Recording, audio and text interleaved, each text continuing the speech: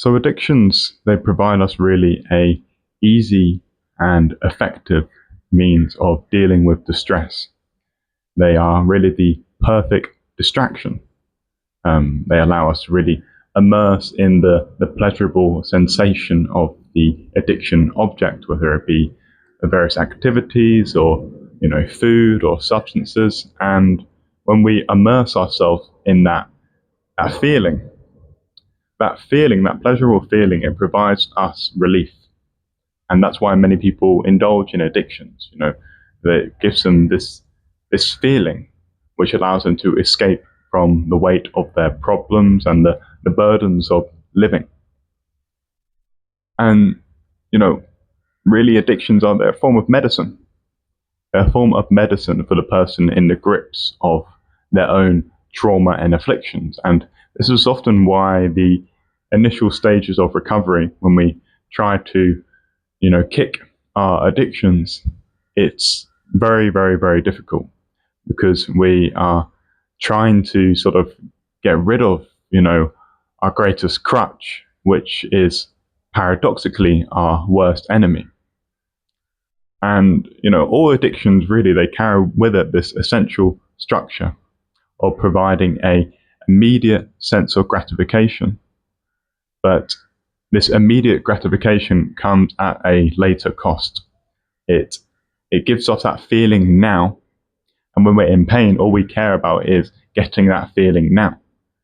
And especially when we're in deep pain, deep states of stress, our capacity to really think about the future or to seriously consider the effects on the future, it becomes less and less important to us. And so we discount it and we prioritize that feeling now, and we get that relief. But of course, with all addictions, with all highly pleasurable sensations, that sudden surge, that sudden rise in dopamine always comes with it a crash. And this is often why, Buddhists talk about pleasure, and they say that each indulgence in pleasure always carries with it the nature of disappointment or dissatisfaction, because transient pleasures are exactly that. They are transient, they are short-term, they're never permanent. The relief that addiction provides is never permanent. It is always short-term. It doesn't address the root of our problems. And when we're in the throes of addiction, we don't care about the root of our problem, right? We're incapable of caring about it. We just want to feel good now. And I think an essential aspect of healing addiction is developing within ourselves this capacity to tolerate discomfort, to sit with negative feelings and not run away from them. And this is another topic that I talk about a lot, our relationship to discomfort and adversity and hardship. Because in my own journey, my own process of overcoming addiction and the various revelations and insights that I've sort of acquired through that internal battle has very much centered on this point, my ability to sit with negative feelings and not try and run away from them. Because as with many of my addictions that I've had throughout my life, it's been a way of running from negative feelings by relying on a certain crutch, whether it be cannabis or various stimulants like cocaine or methadone, or ketamine.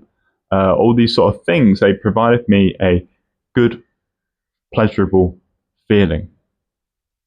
And that pleasurable feeling allowed me to obviously avoid the negative feelings in my life. And, this pattern is the same for someone who's a heroin addict or addicted to methamphetamine or pornography or, sex, food. It's this indulgence in pleasurable feelings in the present in order to provide a kind of distraction or a way of alleviating distress.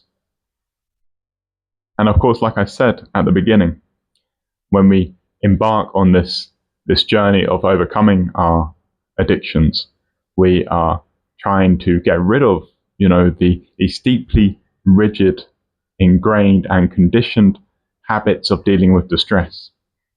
When we're in a state of addiction, our intuitive and instinctive response to distress is, of course, the addiction, because we know that feeling will help mask all of the shit that is going on. But when we no longer have that medicine, we no longer have that way of bandaging ourselves, what we are thrust into is a situation when we have to sit with the uncomfortable feelings. And that's very difficult. And cultivating this ability to sit with discomfort, it's a form of mental fitness, I believe.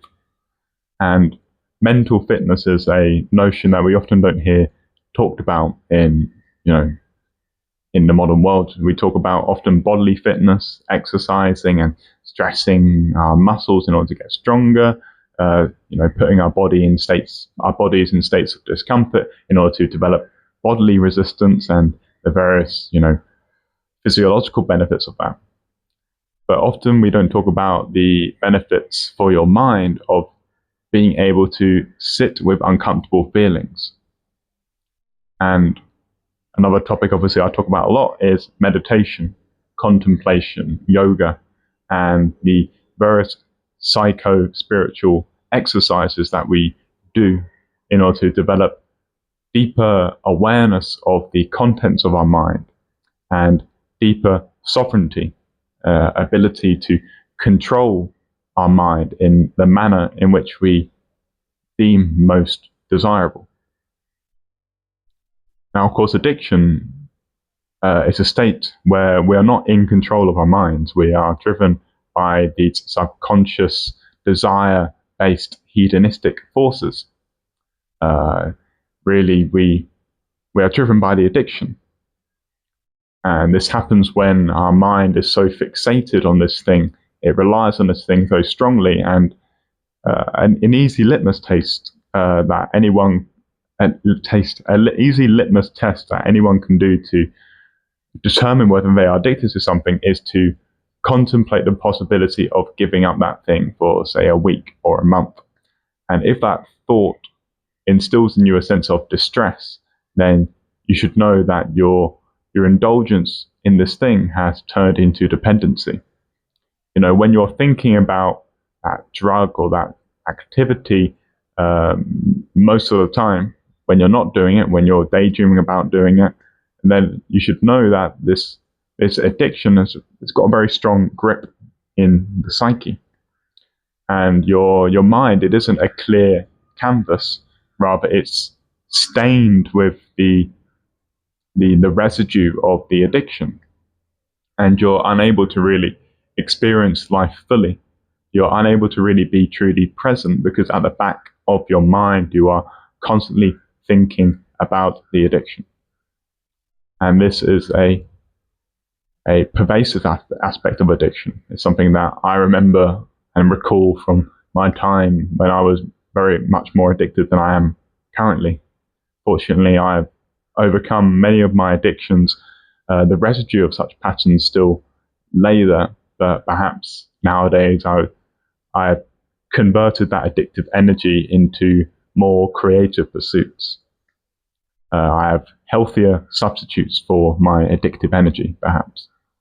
But that aspect of addiction where it creates these fixations in our mind which impair our ability to truly be present is another sort of critical aspect, I find, of addiction, and another way in which sort of being addicted really weighs down our consciousness. And of course, this raises the question of how do we resolve that sort of background distress, background restlessness that the addiction sort of puts on our psyche, and how it sort of stirs up these desires, these cravings, these thoughts of, oh, wouldn't it be good to have this thing? How do we deal with that feeling? Now, in the state of the addiction, our instinct is to just listen to that addictive voice and say, oh, I have this craving, I have this agitation, I know what will resolve this, obviously indulging in the addiction. But each time you indulge in addiction, you strengthen that addictive habit, you strengthen that pattern, and consequently, the cravings just get stronger. The restlessness, the agitation just gets more and more profound and more difficult to say no, to inhibit, to use our willpower and our concentration to move ourselves towards healthier ways of dealing with distress. I think distress and discomfort really sits at the foundation of addiction. Really, when we're trying to heal our addiction, it is not that we get rid of any way of dealing with distress. It's merely that we find healthier ways of dealing with uncomfortable feelings. And, I can list many different ways. One simple way is meditating and contemplating on your addiction. One way of meditating this, people think of meditation as you sit down and you have to sit in this lotus position and close your eyes. But I think the most effective way for people in recovery to meditate is to do what's called yoga nidra. And this is a state where you are lying down, closing your eyes, trying to relax the body, essentially meditating whilst lying down. And you're not trying to do anything. You're just sitting with that feeling and just trying to relax your body in this state. This is something I did many, many times and still do now, particularly in the aftermath of my initial recovery period when my body was in a much more state of distress. And the important thing to know about healing from addiction is that it's always harder at the beginning. But if you can have patience and belief that the future will be better, which is of course true, then I think that belief in a better future is one of the most important things that really carried myself through the entire experience. And in addition to the yoga nidra and relaxing the body, entering into a meditative, restful state of consciousness, another thing we should do is to try and find healthy substitutes for our addictive patterns. And this could be creative pursuits. This could be journaling or playing music, art, writing, anything that stirs your passions, anything that really makes you feel alive. Addiction often it subverts and captures all of your life force, and all of the things that you used to find enjoyable and pleasurable in life, they sort of go on the back burner when you're lost to the addiction. And of course, part of recovery and healing is, rediscovering what used to make you feel joy.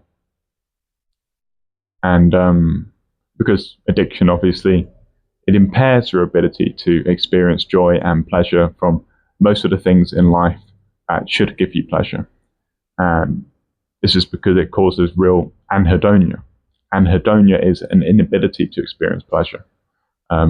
We get so attached to the hypersensory pleasure of the addiction, whether it's certain substances, and that becomes our normal. The dopamine spike, the hyperbolic experience of dopamine becomes our normal, and consequently normal surges of dopamine, such as from talking to a loved one or going for a walk in nature or exercise, they just don't cut it. But of course, when we're in recovery, our dopamine levels, they are rebalancing, and these sort of normal activities, they begin to feel more and more pleasurable. And of course, when we start this period of recovery, we should learn to reintegrate that into our life. Even if it doesn't feel that good in the moment, know that each decision that you make, each action that you're doing is developing new patterns. And you should try and be developing these patterns that are nourishing yourself. This involves eating good food, going for walks, exercising if you're capable, and all these sorts of things to try and, water the human after, toxifying the human with the addiction.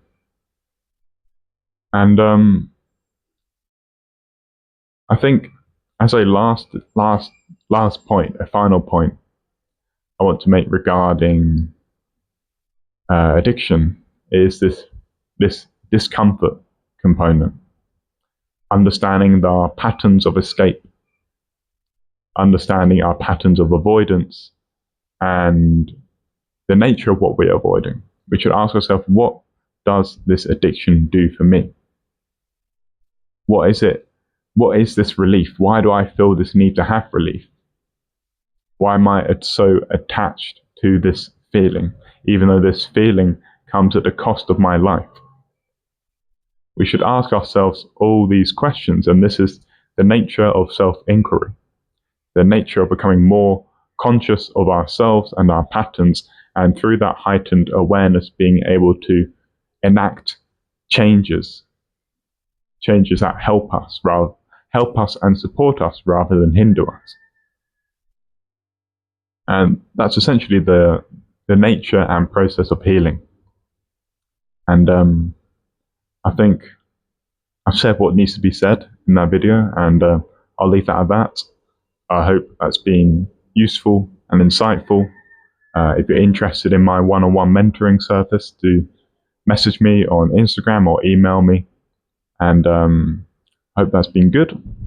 Enjoy the rest of your day, everyone, and I'll see you next time. Goodbye.